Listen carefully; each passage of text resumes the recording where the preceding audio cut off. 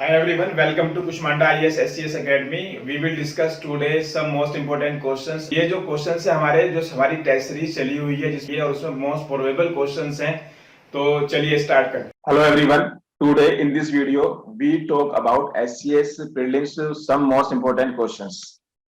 तो पहला क्वेश्चन देख लेते हैं. यदि पोस्टल इंडेक्स नंबर पिन 6 से शुरू हो तो वह डाकघर संभवतः किस राज्य में स्थित होगा?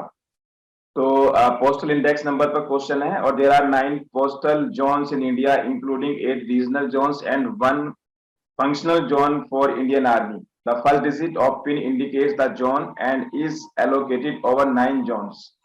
तो इस पर पूछा गया है कि जो आपका 6 नंबर है वो किसमें होगा. तो 4 ऑप्शन महाराष्ट्र, केरला, कर्नाटक, आंध्र प्रदेश. तो हालांकि मैं इसका जवाब आपको बता दूंगा जरूर.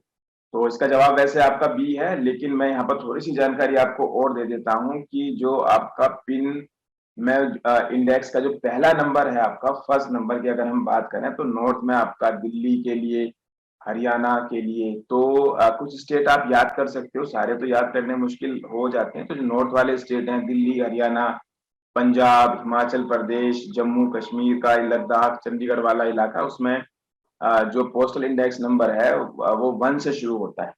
तो अगर मैं 2 की बात करूं, ठीक है, तो यहाँ पर अगर हम 2 की बात करते हैं तो यहाँ पर मैं लिखता हूँ एक बार यूपी और यूके के लिए. यूपी और यूके 2 से शुरू होता है.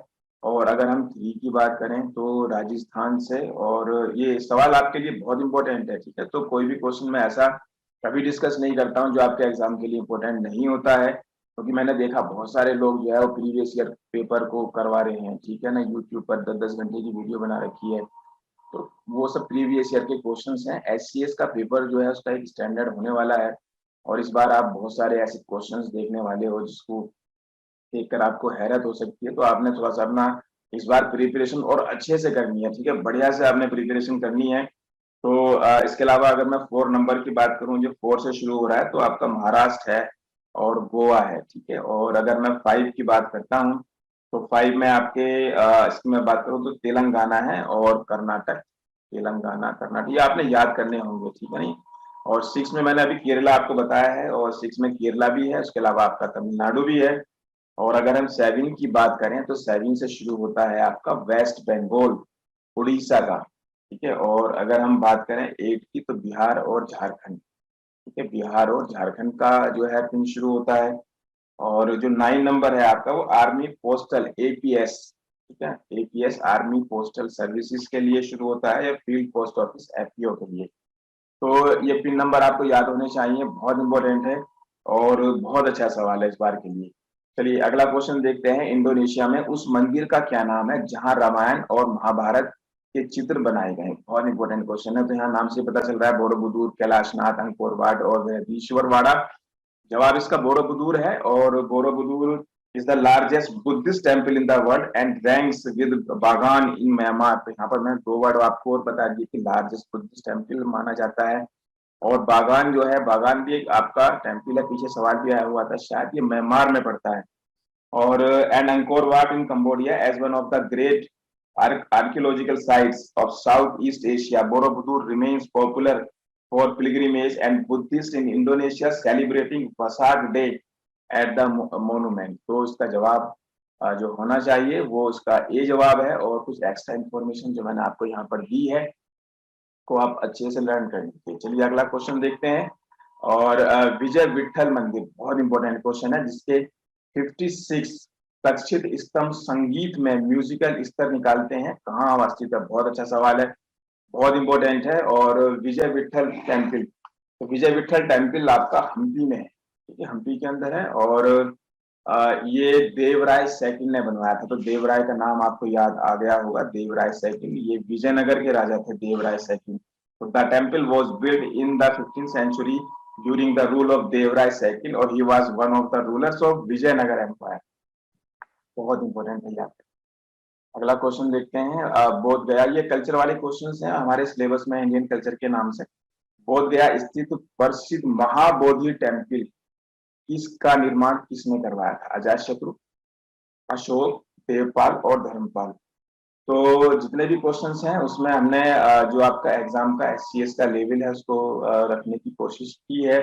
और हमारी कोशिश हमेशा रही है और हम बहुत ज्यादा कामयाब भी रहे हैं। ठीक है, तो Mahabodhi temple is a religious site in India which marks the spot where in Buddha first attend enlightenment.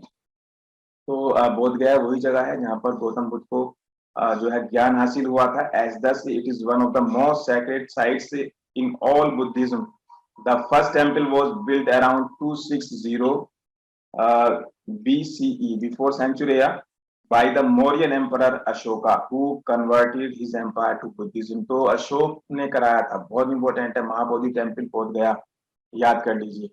और छोटी तीज का त्योहार हिंदू पंचांग के अनुसार किस महीने में मनाया जाता है? बहुत अच्छा इंपॉर्टेंट क्वेश्चंस हैं। ठीक है, और प्रैक्टिस बहुत जरूरी है क्वेश्चंस को लेकर। और आप हमारी जितनी भी वीडियोस हमने पहले भी अपलोड की हुई हैं, चाहे वो SCS की 2019 की हैं, 20 की हैं, 21 की हैं, प्लेलिस्ट बनी हुई है, आप उसको जरूर जरूर देखिए, आपकी बहुत ज्यादा मदद होगी उससे। तो जो आपका छोटी तीज का त्योहार है, कल्चर वाला क्वेश्चन है आपका, श्रावण महीना है उसमें मनाया जाता है। और जो आपका ये छोटी तीज है इसको हरियाली तीज भी कहते हैं। तो Hariyali Teej is also known as Chhoti Teej and Shravan Teej. और इस महीने की 11 अगस्त को शायद ये त्योहार मनाया जाएगा। ठीक है, तो इसको हरियाली तीज भी कहते हैं। हरियाली तीज पर भी अलग से क्वेश्चन आया हुआ है और इम्पोर्टेंट क्वेश्चन है। चलिए अगला क्वेश्चन देख लेते हैं। और निम्नलिखित में से किस राज्य में बौद्ध स्थल टैबो मठ? ठीक है, आसान सवाल है। टैबो मठ हिमाचल प्रदेश में है, बिल्कुल। ठीक है, बहुत सिंपल साधारण सा सवाल है और इम्पोर्टेंट है आपका टैबो मठ। और इसमें खास बात क्या है, तो दिस मठ और monastery is known as Ajanta of Himalayas. ये इंपॉर्टेंट है आपके लिए, अजंता ऑफ हिमालयाज। पूछा जा सकता है कि कौन सा मठ है जिसको हिमालय की अजंता भी कहते हैं? तो आपका हिमाचल प्रदेश। इंपॉर्टेंट, बहुत ज्यादा इंपॉर्टेंट क्वेश्चन। चलिए अगला क्वेश्चन देखते हैं। और बौद्ध धर्म के मानने वालों की सबसे ज्यादा संख्या किस स्टेट के अंदर है? बिहार, कर्नाटक, महाराष्ट्र और उत्तर प्रदेश। तो बहुत आसान है। तो largest concentration of Buddhism is in Maharashtra. करीब 58% जितनी भी बुद्धिस्ट की टोटल पॉपुलेशन है उसका 50% महाराष्ट्र में है आपके। और where 73.4% of the total Buddhist in India is reside Karnataka, Uttar Pradesh, West Bengal, Madhya Pradesh and other having the Buddhist. तो महाराष्ट्र में सबसे ज्यादा है। इसका जवाब है आपका सी ऑप्शन है इसका। इंपॉर्टेंट क्वेश्चन है, आगे बढ़ते हैं। और कौन सी सभ्यताओं में गंधार कला शैली की रचना जो है में सहायता प्रदान करती है? तो ये आपके मूर्ति कला की शैली थी गंधार। और गंधार का नाम आपने सुना होगा, जो आपने ना वो 16 महाजनपद पढ़े होंगे मौर्य से पहले, 16 महाजनपद। तो उसमें गंधार का जिक्र आपने जरूर सुना होगा। और गंधारी का नाम आपने महाभारत में भी सुना होगा, शकुनी का नाम सुना होगा। तो गंधार उस इलाके का नाम था उस टाइम पर। तो वहां पर एक ये मूर्ति कला डेवलप होती है। तो कौन सी है? भारत, यूनानी। इसका सी जवाब है। मैं इसका जवाब बता देता हूँ जिससे कि आपका कंफ्यूजन ना रहे। तो गंधार जो है the ancient kingdom that occupied parts the present Afghanistan and Pakistan. Afghanistan Pakistan वाला इलाका था। तो हिंद यूनानी।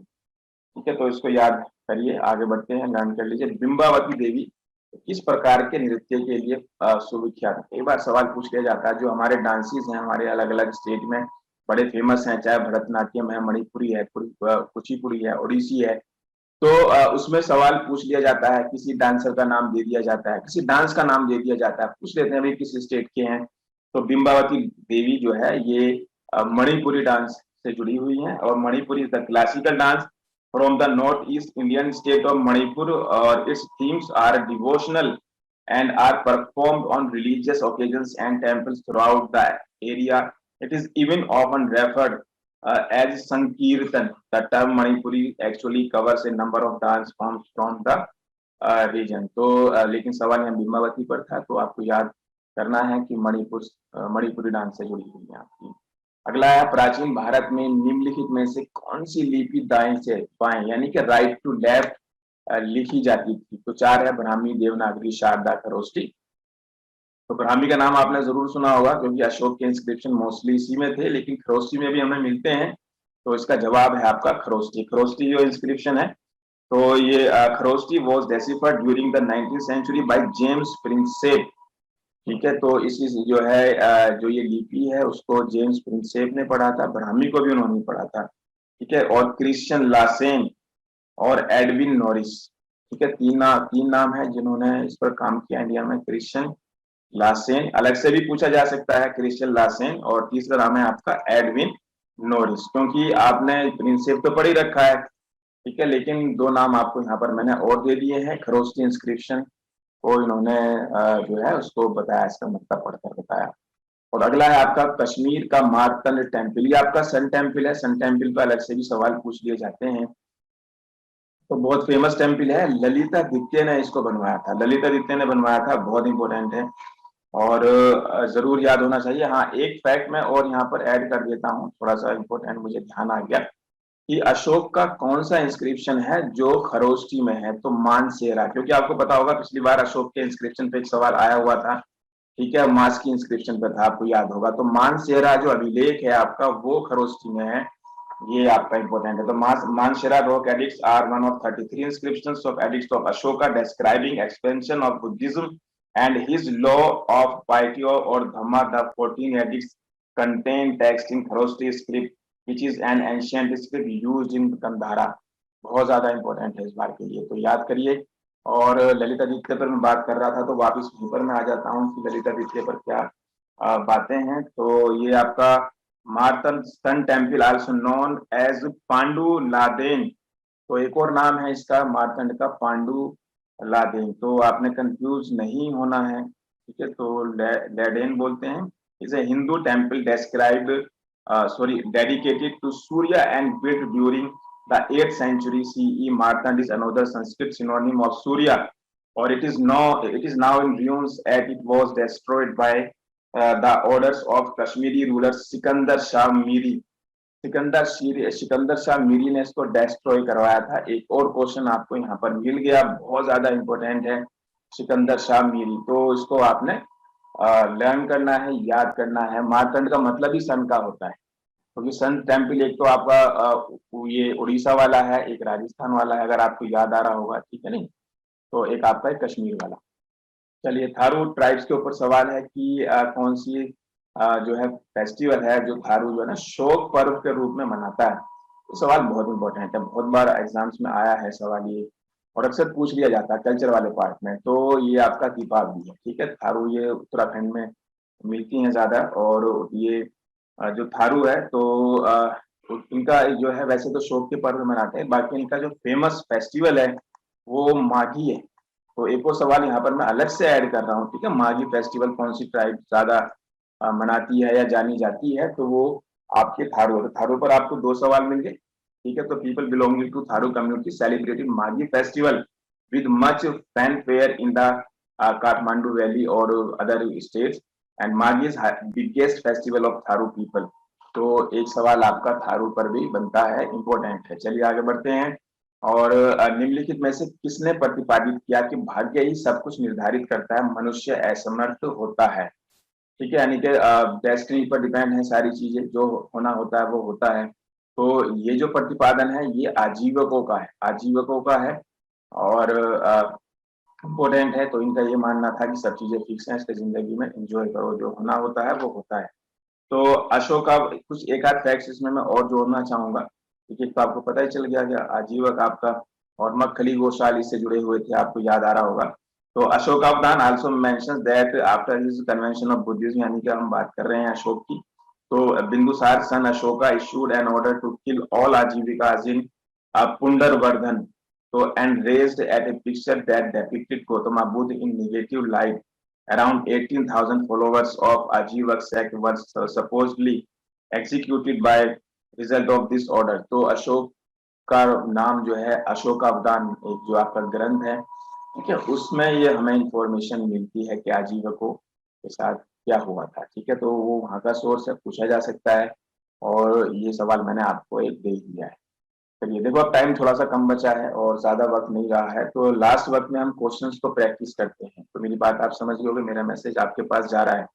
अनेकांत निम्नलिखित में से किस कोड का है, तो ये जैन मत का है, आपको पता चल गया होगा अनेकांत। और एक आपका अस्यादवाद, इनका बहुत बार सवाल पूछा जाता है। तो अब हम आपके साथ हैं, बिल्कुल ठीक है ना। तो अब आपकी पूरी मदद करने के लिए तैयार है।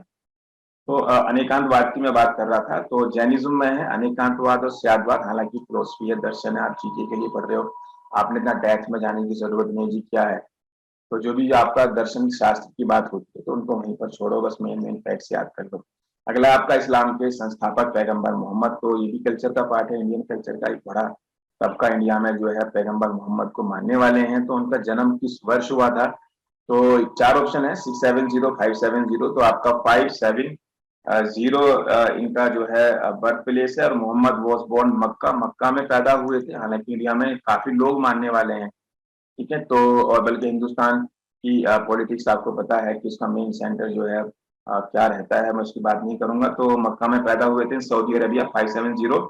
He was a deeply spiritual man and often spent time in meditation on Mount Hira. The traditional story of the Quran tells how one night in 610 he was meditating in a cave on the mountain when he was visited by angel Jibril, who ordered him to recite. तो ये पैगंबर मोहम्मद वो हैं जिनको जो है एक फरिश्ते आते थे जिनका नाम जिब्राइल था, और वो कुरान सुनाते थे और उनको रिसाइट करते थे। उस जमाने में साथ के साथ याद हो जाता था जो बोला जाता था, फिर कुरान बाद में लिखा गया।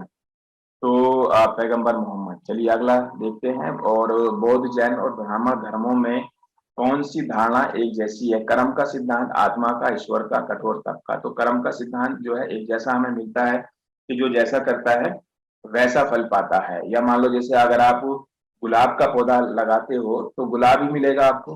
आपने SCS का फॉर्म भरा तो SCS ही बनोगे, IAS नहीं बनोगे ना, आप SSC में जाओगे। तो ये कर्म का सिद्धांत होता है, ठीक है, कि जैसा करना है वैसा बनना। तो the principle of Karma, law of Karma is the notion that all life is governed by system of cause and effect, action and reaction, in which our deeds have corresponding effects of the future. Karma is a precise science और it is a universal law. Important है आपका, बहुत ज्यादा important है, learn कर लीजिए। और अगला क्वेश्चन देखते हैं, सिखों के धार्मिक स्थलों में से कौन सा स्थल भारत में नहीं है? तो बहुत आसान है ये भी, ननकाना साहिब जो है आपका, ये पाकिस्तान में लाहौर वाले इलाके में है, क्योंकि जो है आपका ये ननकाना डिस्ट्रिक्ट है। तो Nankana Sahib is city and capital of Nankana Sahib district in Punjab province of Pakistan, और it is named after the first guru of Sikh, guru Nanak, who was born in city and first began preaching here. Nankana Sahib is the most important religious site for Sikh religion. बहुत ज्यादा important है, ठीक है, याद करना है। और सिख गुरु वैसे भी इंपॉर्टेंट होते हैं, और गुरु नानक पर पिछली बार भी SCS में सवाल था, अगर आप पेपर देखोगे तो आपको मिलेगा। जपजी साहिब आपको याद आ रहा होगा, शायद उस पर कोई सवाल पूछा हुआ था, या कोई और था सवाल गुरु पर, आप देख लीजिएगा। चलिए, गुरु गोविंद सिंह द्वारा खालसा पंथ की स्थापना कब की गई? ये भी बड़ा आसान सवाल है। तो आपको याद होगा औरंगजेब के जमाने में थे गुरु गोविंद सिंह, ठीक है नहीं, और 699 उस वक्त औरंगजेब का राज होता था, ठीक है, 1707 तक औरंगजेब ने राज किया था, ये बात आपको पता है, ठीक है। तो Khalsa refers to both a community that considers Sikhism as its part as well as a spherical groups of initiated Sikhs. The Khalsa tradition was initiated 1699 by 10th Guru of Sikhism, Guru Gobind Singh, और its formation was key event in the history of Sikhism. बहुत ज्यादा important है, चलिए याद करिए, इसे भी आगे बढ़ते हैं। और बस अब कमर कस लो, SCS निकालना है, किसी भी कीमत पर निकालना है, हर हालत में निकालना है। और अब हम भी आपके साथ आ गए हैं, YouTube के जरिए आ गए हैं, बिल्कुल आ गए हैं ईमानदारी के साथ, ठीक है ना। और पिछली जितनी वीडियोस हैं वो जरूर आप देखते रहो, और अब आपको बहुत ज्यादा 19 से ज्यादा वीडियो मिलने वाली है। पश्चिम बंगाल में फर्शों पर चित्रकारी का कौन सा रूप प्रसिद्ध है? और ये पेंटिंग्स है आपकी, वेस्ट बंगाल की बहुत ज्यादा है, इसमें रंगोली है, असल में अल्पना बोलते हैं इसे, ठीक है। रंगोली जो पश्चिम बंगाल की, वेस्ट बंगाल की आपकी रंगोली है, तो in West Bengal rangoli is known as Alpana. बहुत इंपॉर्टेंट है कल्चर वाले पार्ट पर। अगला क्वेश्चन देखते हैं, और निम्नलिखित में से युद्ध संबंधी डांस कौन सा है? ठीक है, तो 4 है, कथकली, मेघालय का बम्बू डांस, मयूरभंज का छाओ, पंजाब का भांगड़ा, ठीक है, युद्ध से जुड़ा हुआ है, ठीक है, वॉर से जुड़ा हुआ है। तो ये है आपका मेघालय का बैम्बू डांस, इसको चिरियो भी बोलते हैं, CHERAW, चिरो।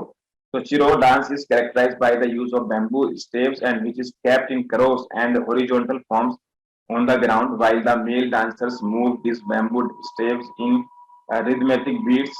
The female dancers perform by stepping in and out of the bamboo blocks. तो बहुत इंपॉर्टेंट क्वेश्चन है, इसको भी आपने तैयार करना है और अच्छे से प्रिपरेशन, ठीक है। और मेरी कोशिश है कि मैं अब आपके लिए थोड़ा सा क्या बहुत ज्यादा वक्त निकालने वाला हूँ, ठीक है। तो आप लगातार इन्हें देखते रहो, इनसे आप नोट्स बनाते रहो, ठीक है, और इनको लर्न आप कर लो। आप देखना आपको उम्मीद से ज्यादा बेनिफिट मिलेगा आपका एग्जाम में। चलिए फिर मिलता हूँ आपसे। Thank you very much.